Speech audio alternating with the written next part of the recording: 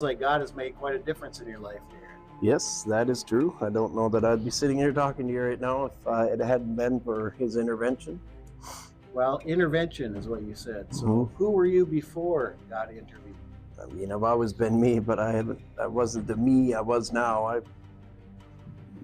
Drugs, alcohol mostly, but drugs, various negative things. Have you experienced firsthand a change in your life due to God? Are you looking for a change in your life? God's Spirit blows wherever it wishes. You hear its sound, but you don't know where it comes from or where it's going. It's the same with everyone who is born of the Spirit. Welcome in. Well, intervention is what you said. So who were you before God intervened? I mean, I've always been me, but I wasn't the me I was now. Drugs, alcohol mostly, but drugs, various negative things. Various negative things. So what happened? What happened when you had this encounter? I don't know. I mean, I don't even know. I moved to this town. My then wife we were going through it, and I don't know, I was drinking pretty heavy and things weren't the best. And I remember one day on the way to work, just walking to work because it wasn't far from where I lived, and I walked by this church and I just went to see if the door was unlocked. Of course, it was probably 2:33 in the afternoon, something like that. I don't know for sure, but of course the church wasn't open, and I remember it frustrated me. I don't even know why I wanted to see if it was open, to tell you the truth, but what made you go up to the church in the first place? Yeah, I don't know. See if it was open.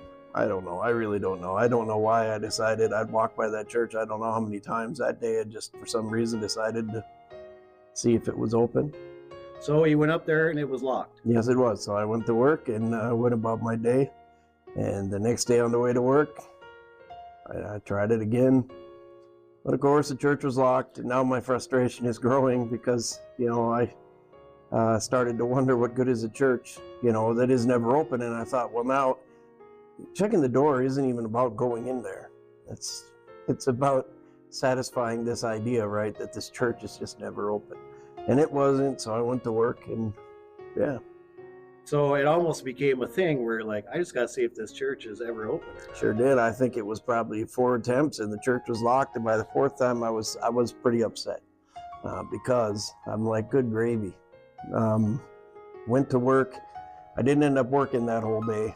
And took an advance of my paycheck, and of course, whenever I left work, early and took money out of my paycheck, I went to the bar, and me and my friend started drinking. So you're out of work early. You got fresh money in your pocket. Went to the bar. Yeah, decided we were done, so we went back up to the bar, and it was probably close to midnight before we finally called it or had enough. So you've been drinking heavily that night until midnight or so, and you left to go home. What happened then? Well, I told my friend, I remember telling him when I left, I said, hey, this church is never open, whatever. So we're walking, and we walk by the church, and out comes the pastor from the church. In the middle of at midnight. Very late, yes. The timeline is kind of sketchy, but it was pretty dang dark, and so I know it had to be close to that. And now I'm really like, I don't know why it upset me so much, right? I think it's just because when I tried to get in it, the church wasn't open.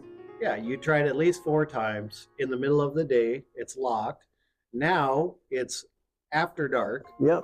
You've been drinking, and suddenly a pastor comes out of the church. Yep. And I told my friend, I said, can you believe this? And I won't say what I said, but I said, can you believe this? Like, I've been stopping by this church on the way to work, and the church never opened. And he's coming out of the church now. And I said, we need to go talk to him. And my friend wasn't too keen on the idea. I don't know. We finally decided to. I walked across the street, and he was trying to get in his car. We walked up behind him, and I closed his car door. So here it is after dark, and this pastor walks out of church and goes to get in his car. He opens the door. You come up and behind him. It's after dark, and you shut the door. I shut the door, yep. I was upset. And I just remember him turning around and looking at me, and he says, can I help you? And man, I was really going to give it to him. that I was drunk, no brakes. That's just how I was. And I was all geared up, and I just remember looking at him and saying, I need help. That's all that came out. I need help. What an amazing story Darin has to share on how his life has been changed through his encounter with Jesus. Thank you for joining us for part 1 of Darin's story, and please be watching for the continuation of this amazing change in Darin's life. Thank you for